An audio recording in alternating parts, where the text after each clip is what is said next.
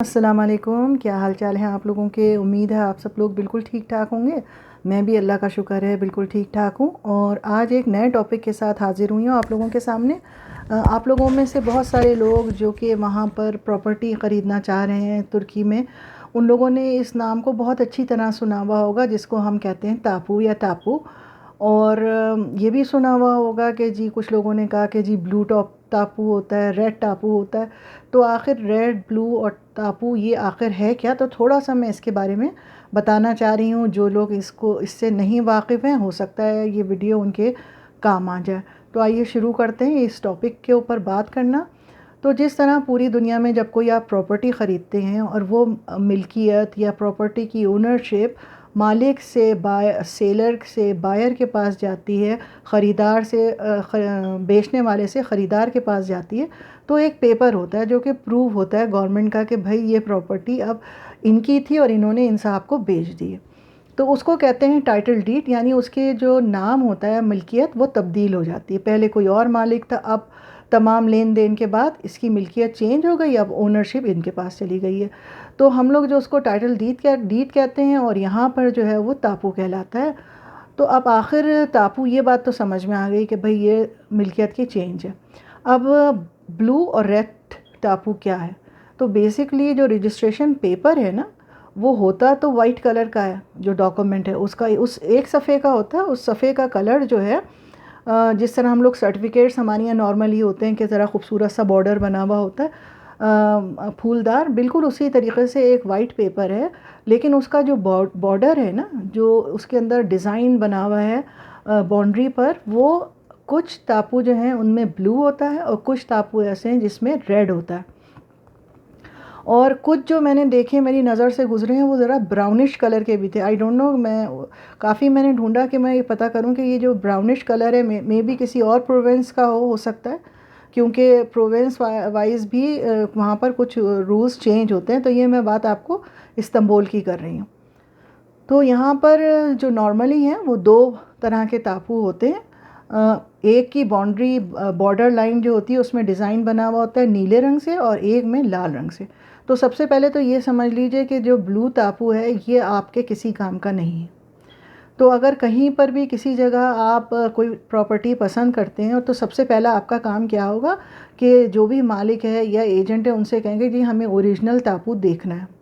और जिस वक्त वो आपको टापू भेजें, पेपर देखें आप उसको, तो उसमें सब एड्रेस वगैरह सब चेक कर लीजिए कि भाई ये आखिर टापू जो है वो उसी घर का है, उसी नंबर, उसका एड्रेस सेम है कि नहीं है। क्योंकि होता ही है कि जब आप घर ख़रीदते हैं आपको एड्रेस तो नहीं याद होता, ना नंबर याद होता है। तो ये वेरीफाई करके देखना है। और सबसे पहले आपको क्या देखना है कि टापू का कलर जो है वो रेड होना चाहिए, यानी उसका बॉर्डर जो बना है, उस पर डिज़ाइन जो बना है, जो पट्टी है बारीक सी, वो लाल रंग से होनी चाहिए। सबसे पहले तो ये करना है, ब्लू नहीं लेना है। और ये तो बिल्कुल क्लियर बात हो गई।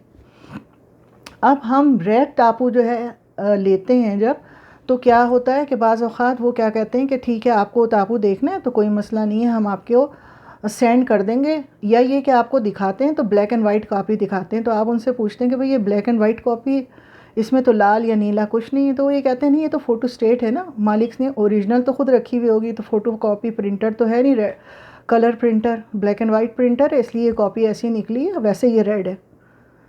तो क्या होता है, बाज़ दफ़ा आपके पास टाइम कम होगा या आपको मालूमात नहीं होगी, तो आप हामी भर लेंगे और सारे मरहले तय हो जाएंगे और इन द एंड बहुत देर हो जाएगी कुछ भी चेंज करने। तो कोशिश ये करें, प्रॉपर्टी पसंद या बातचीत से पहले सबसे पहले उनको आप ये कहें कि हमें टापू दिखा दें आप। तो सबसे पहले तो आपने क्या देखना है, ब्लू टापू नहीं देखना है, रेड देखना है। अब रेड टापू आपको दिखा दिया। दूसरी चीज़, रेड टापू में अब आपको क्या चीज़ देखनी है। जब आप टापू देखते हैं तो पहले तो जो लेस देन हाफ पेज जो है उसका, आधे से थोड़ा सा सफ़ा कम, उसमें तो घर की डिटेल्स होती हैं, घर का पता होगा और उसका कंप्लीट एड्रेस है, कौन सी मंजिल है, ये सब डिटेल्स लिखी होती हैं। उसके बाद एक पतला सा कॉलम होता है और उस कॉलम में छोटे छोटे से 3 स्क्वायर्स बने हुए होते हैं। और उन स्क्वायर्स से पहले क्या लिखा होता है कि एक में तो लिखा हुआ होता है सबसे पहले जो है कट मल्कियाती, उसके आगे छोटा सा बॉक्स बना होगा। दूसरे नंबर पे लिखा होगा कट इत्तफाकी। तीसरे नंबर पे लिखा हुआ होगा देवरे मुल्क। तो 3 कॉलम होते हैं और उनके आगे छोटे छोटे से स्क्वायर्स बने हुए होते हैं। तो उन स्क्वायर्स को आपको ये देखना है, वो टापू जिस भी कैटेगरी का लेवल 1, लेवल 2, लेवल 3 का होगा, उसके आगे वो छोटा सा क्रॉस लगा देते हैं उस बॉक्स के अंदर। तो आपको जो है वो नोट क्या करना है, डिफ्रेंशिएट क्या करना है, ये आप अब सुनिए मैं जो बता रही हूँ, ये तीनों चीज़ों में से आपको क्या देखना है। तो हम पीछे से शुरू करते हैं लास्ट वन से, जिसको कहते हैं देवरे मुल्क, DEVRE और MULK। तो बेसिकली ये जो है, जब इसको आप ट्रांसलेट करेंगे ना, तो ये है टाइम शेयरिंग प्रॉपर्टी। इसका क्या मतलब हुआ टाइम शेयरिंग प्रॉपर्टी का, कि एक ऐसी प्रॉपर्टी जिसके अंदर टाइम जो है वो शेयर कर दिया जाता है, यानी औक़ात शेयर कर दिए जाते हैं, चाहे वो साल हो, चाहे दिन हो, चाहे महीने हो, मुख्तलिफ ओनर्स के दरमियान। यानी फ़र्ज़ कीजिए एक प्रॉपर्टी हो सकता है उसके 10 मालिक हों, 12 मालिक हों, 5 मालिक हों, तो किसी ने मिल के वो प्रॉपर्टी ले ली है जिसमें होटल्स, मोटेल्स, रिज़ॉर्ट्स आते हैं। तो उसमें जो उनकी सेटलमेंट गवर्नमेंट की तरफ से होती है, कि यानी फ़र्ज़ कीजिए जनवरी से लेके फरवरी मार्च 3 महीने जो है या 4 महीने इस मालिक के पास रहेगा, उसकी मिल्कियत होगी, वो इसको एंजॉय कर सकता है, दूसरा इंटरफेयर नहीं करेगा। इस तरह वो डिवाइड कर लेते हैं 3 या 4 हॉलीडे के हिसाब से। या ये कर लेते हैं कि जी दिन हफ्ते सेट कर लेते हैं कि इस हफ्ते हफ्ते में पहला हफ्ता आपका है, दूसरा हफ्ता हमारा, तीसरा हम मालिक होंगे, चौथा हम इसकी। तो इस तरह से कुछ कॉम्प्लिकेटेड सा क्या कहते हैं इनका सेटलमेंट होता है, और ये शेयर्ड प्रॉपर्टी कहलाती है और टाइम शेयरिंग होती है, जिसमें वक्त के हिसाब से कई 2 से ज़्यादा मालिकों के दरमियान इस प्रॉपर्टी को बांट दिया जाता है, जिसमें कॉन्डोमोनियम जो है वो हो सकते हैं, रिज़ॉर्ट हो सकते हैं, होटल्स हो सकते हैं।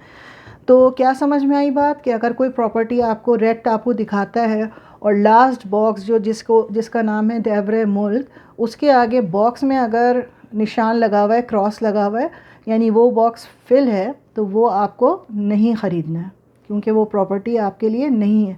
हो सकता है कि आपने देखा और आपने कहा चले भाई इसमें तो रेड टापू है, ये तो ठीक है, रेड है, हम ले लेते। लेकिन जब आपको वो दे दिया गया, सारे डॉक्यूमेंट्स बन गए, तो फिर आपको ये होगा वो ये तो सबसे बड़ी गलती हो गई ना, फिर उस वक्त आपके पास टाइम नहीं रहता।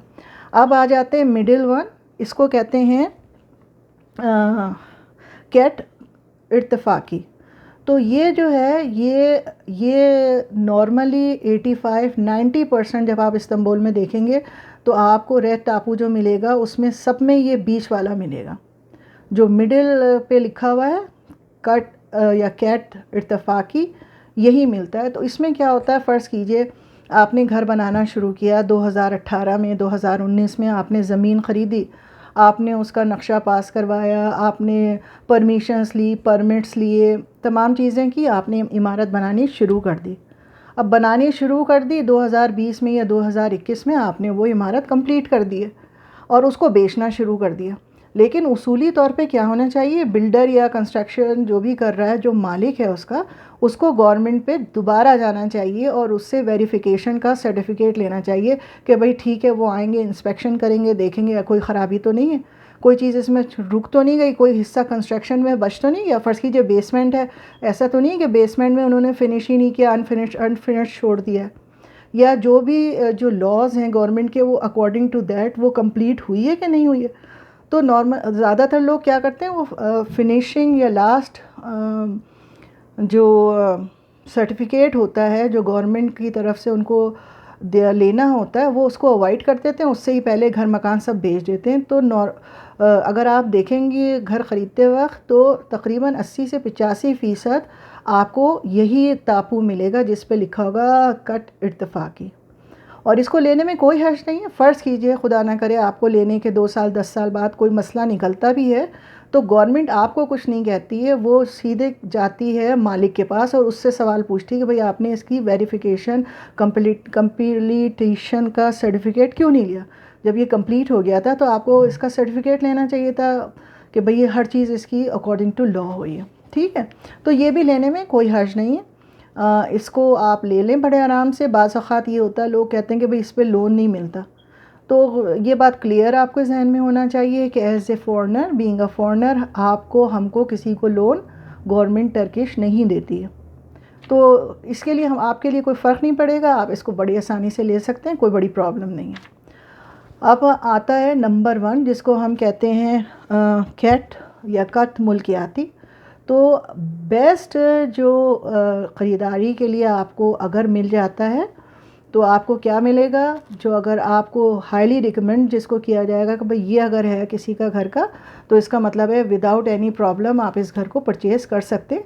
तो वो कौन सा है, नंबर 1 पे जिसको मलकियाती कहते हैं, यानी उसमें 100% वेरीफाइड हर सारे डॉक्यूमेंट, सारे नक्शे, गवर्नमेंट के तमाम सर्टिफिकेशन अप्रूव्ड के साथ वो प्रॉपर्टी अब बिकने के लिए तैयार है। और अगर कि आप टर्किश हैं तो उस प्रॉपर्टी पे आपको गवर्नमेंट लोन भी दे देगी, क्योंकि उसको पूरा कंप्लीट होने का सर्टिफिकेशन उसके पास है। तो ये 3 तरह के टापू हैं। आपको रेड सबसे पहले क्या देखना है कि ब्लू नहीं लेना है, रेड टापू लेना है, ओरिजिनल देखना है किसी भी बात करने से पहले। उसके बाद उसको ये देखना है कि उसमें जो 3 खाने बने हुए, पहला खाने पे अगर टिक हुआ हुआ है या क्रॉस बना हुआ है, क्योंकि उस खाने को निशान फिल करना होता है, तो चाहे अगर उस पर टिक का मार्क है तब भी ठीक है, अगर क्रॉस लगा हुआ है तो तब भी ठीक है, यानी वो वाला कॉल जो खाना है वो फिल्ड हुआ हुआ है। तो अगर पहला कट मिल के आती है तो बहुत अच्छा है, इसका मतलब है वो डॉक्यूमेंटेशन के हिसाब से हर लिहाज से बिल्कुल ठीक है।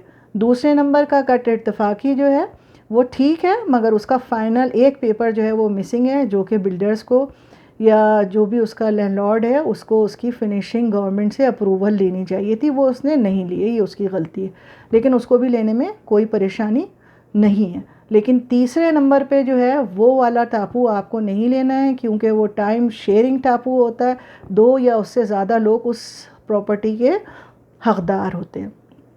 और ब्लू तो आपको बिल्कुल ही नहीं रहना है। ब्लू क्यों नहीं लेना है, क्योंकि ब्लू टापू जो है वो सिर्फ लैंड पर, यानी खेती बाड़ी के लिए आप कोई खेत ले रहे हैं, कोई खाली प्लॉट ले रहे हैं, तो वो टापू सिर्फ खाली प्लॉट का होता है, लैंड का होता है। और या फिर टापू अगर फ़र्ज़ कीजिए उस पर घर बना हुआ है, बिल्डिंग है, और वो कहते हैं जी ये ब्लू टापू है, तो ब्लू टापू का क्या मतलब है कि जो मालिक था उसने ज़मीन ख़रीदी और उस पर घर बना लिया, लेकिन गवर्नमेंट से उसने नक्शा पास नहीं करवाया, हो सकता है उसने गैर क़ानूनी तौर पे 1 या 2 मंजिलें खड़ी कर दी हों और अपने पैसे बनाए और वहाँ से गायब हो जाए, बाद में हुकूमत आए वो गिरा दे कि नहीं ये तो अप्रूव्ड ही नहीं हुआ हुआ, या ये जगह तो मार्केट के लिए थी मुख्तस, या ये तो बच्चों का पार्क था, या ये हॉस्पिटल की जगह थी। तो क्योंकि वो वेरीफाई नहीं हुआ हुआ है, मालिक ने उसको अप्रूव नहीं करवाया हुआ है, सिर्फ ज़मीन ख़रीदी है और बग़ैर किसी नक्शे, गवर्नमेंट के किसी पेपर के बग़ैर उस पर घर तामीर कर लिया, और वो ब्लू टापू आपको दे रहा है। तो जिस वक्त आप क्लेम करेंगे कि भाई ये हमने तो घर ख़रीदा है, ब्लू टापू है, तो वो तो सिर्फ ज़मीन का है ना, उसके ऊपर जो भी कुछ बना हुआ है उसकी कोई डिस्ट्रीब्यूशन ही नहीं है कि ये 10 फ्लैट हैं या 12 फ्लैट हैं, वो सब की सब एक कीमत पर आएगा, घर ज़मीन की कीमत पे। तो वो तो आपको लेना ही नहीं है, तो इसलिए उस पर बहुत ज़्यादा बात करने की, समझने की ज़रूरत भी नहीं है। तो उम्मीद है कि थोड़ा सा आपको क्लियर हो गया होगा कि रेड और ब्लू टापू है क्या, ये सिर्फ ज़बानी है या ऊपर लिखा हुआ होता है। तो मैंने बहुत वाज़े आप लोगों को बता दिया है। इसके अलावा भी अगर कोई जहन में सवाल हो तो मुझे ज़रूर पूछिएगा, ज़रूर बताइएगा, मैं बहुत खुशी से आपको जवाब दूँगी। और कोशिश मैं यही करती हूँ कि जैसे ही मुझे कोई भी कमेंट्स मिले या कोई सवाल पूछें तो मैं राइट अवे उनको जवाब दूँ। और दूसरी बात ये कि इंशाअल्लाह ताला बहुत जल्दी फिर मैं आपको और दूसरी प्रॉपर्टी से भी रिलेटेड जल्दी ही इंशाअल्लाह ताला और वीडियोस जो हैं वो भी बनाऊंगी और आप लोगों को और डिटेल्स बताऊंगी। सुनने और देखने का बहुत बहुत शुक्रिया। अगर आप समझते हैं कि ये मालूमात किसी के लिए कारआमद हो सकती है तो प्लीज़ इसको ज़्यादा शेयर कीजिए। और बहुत बहुत शुक्रिया। अल्लाह आपको सबको बहुत खुश रखे। रमज़ान आने वाले हैं, खूब इंजॉय करें रमज़ानों को। अल्लाह हाफ़िज़।